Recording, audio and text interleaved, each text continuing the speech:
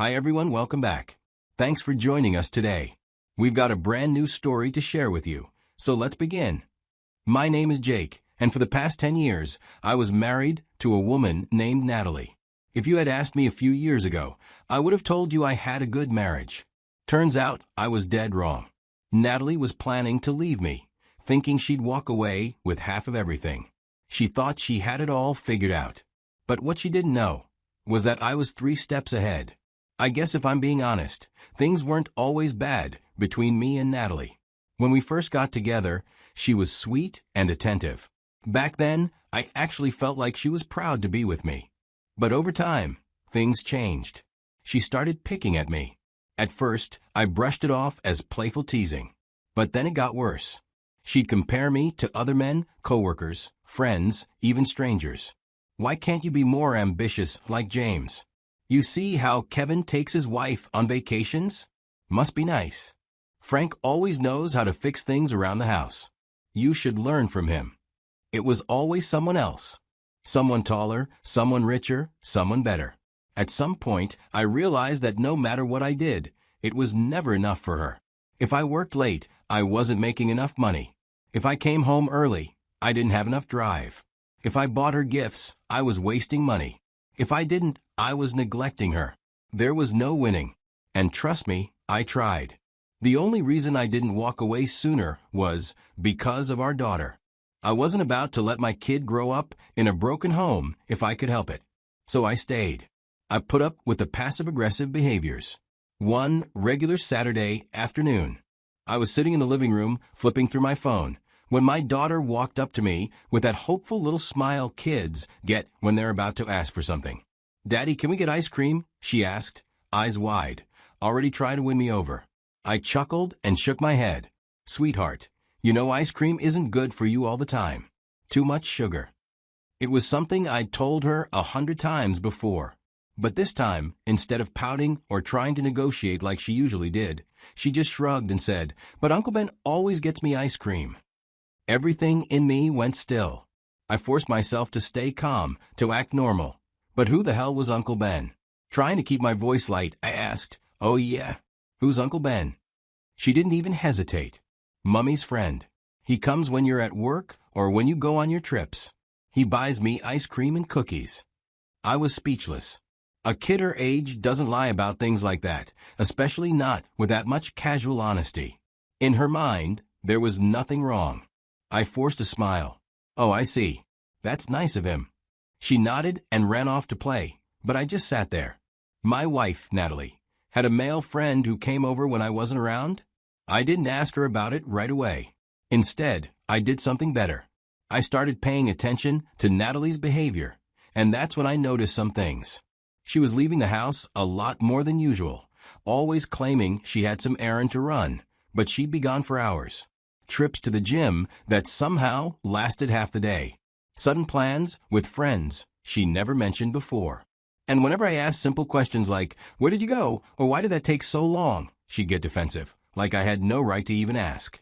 Her phone became another red flag. It was always on silent, always flipped face down on the table. She'd take it with her everywhere, even to the bathroom. If it rang while we were in the same room, she'd rush to pick it up and walk away before answering. It was clear she didn't want me anywhere near her phone. And the few times I casually glanced over, I'd see her quickly swiping notifications away, like she didn't want me seeing who was texting. That was new. We never had secrets before, but now it felt like she was hiding an entirely separate life from me. And her attitude? It was like she had flipped a switch. Every little thing I did irritated her. She started picking fights over the smallest things. And I noticed something strange. These arguments always seemed to happen right before she needed to get some air or had to step out for a bit. It was like she was looking for an excuse to leave the house, and the easiest way to do that was by making me the bad guy.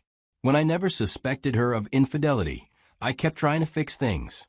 I'd ask her what was wrong, if she was stressed, if something was bothering her. But every time I tried, she shut me down.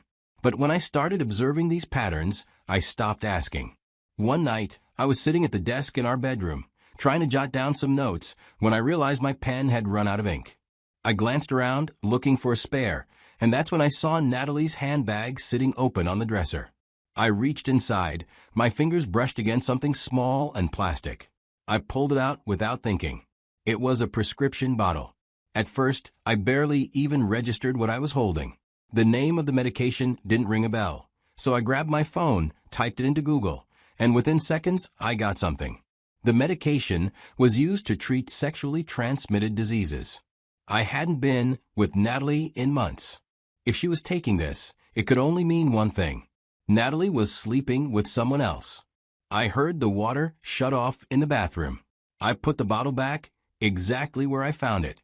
I didn't want her to know what I had just discovered. Instead of confronting her, he plays along.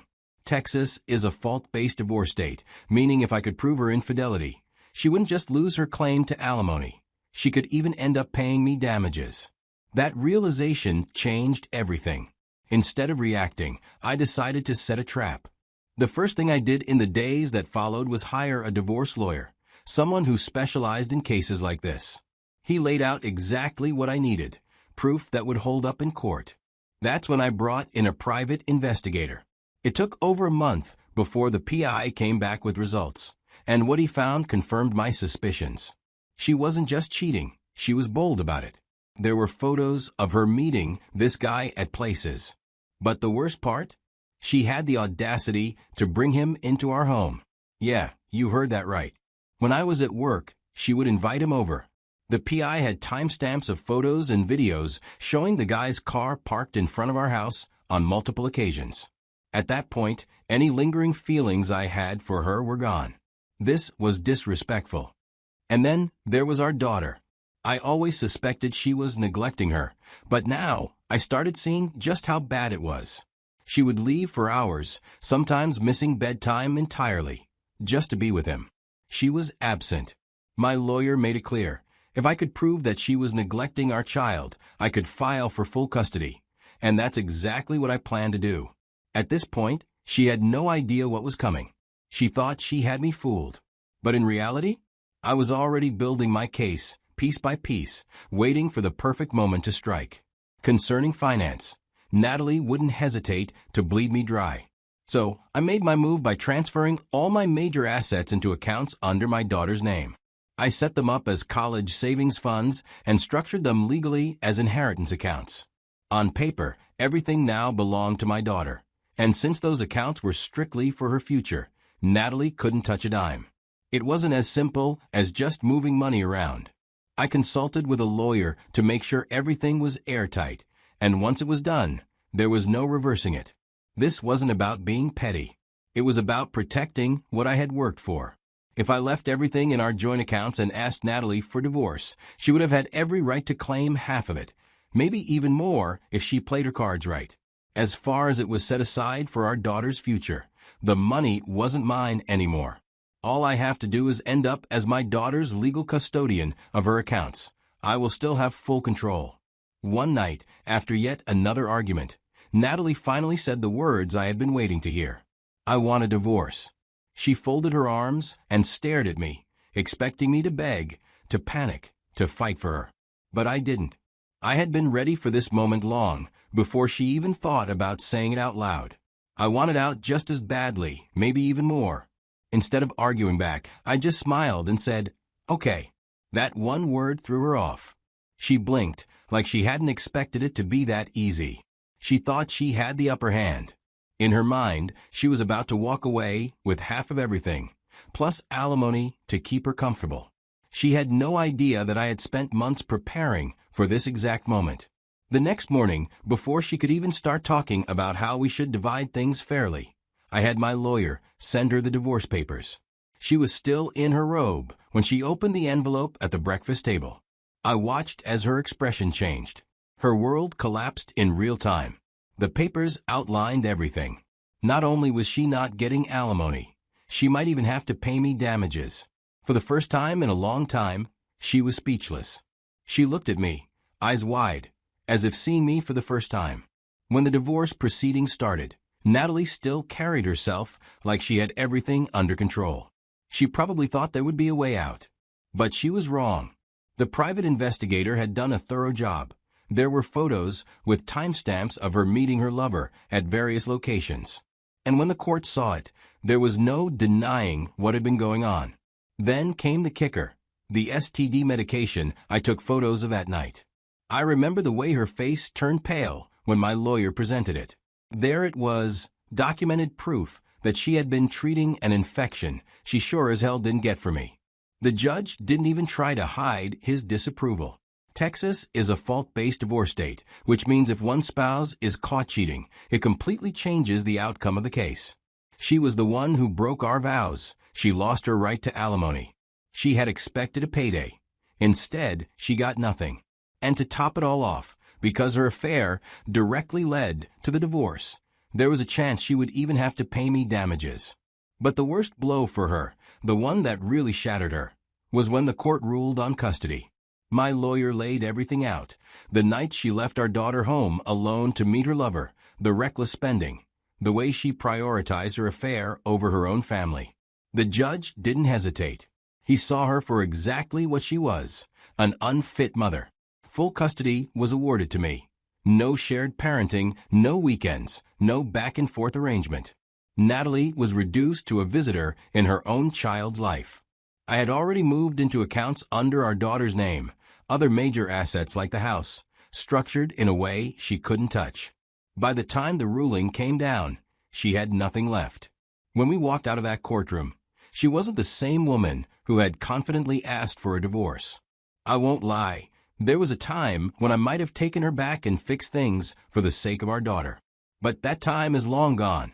I see things clearly now. Some mistakes can't be undone, and some people only regret their actions when they realize the consequences. That's exactly what happened to Natalie. At first, she tried to act like she didn't care. The moment she realized she wasn't getting a dime from me, that she was losing custody, that she had nothing to fall back on, suddenly, she wasn't so sure about leaving. She started calling, sending long messages about how we had so many good years together, how she made a mistake, how our daughter needed both of us. But where was that concern for our family when she was sneaking around? Where was all that regret when she was lying to my face, treating me like I wasn't good enough? I stayed firm. She tried every trick in the book, guilt, fake remorse, even blaming me for not fighting for our marriage. But you can't fight for something that the other person already set on fire. She was never sorry about what she did. She was sorry she got caught, and even sorrier that I didn't let her walk away with the life she thought she deserved.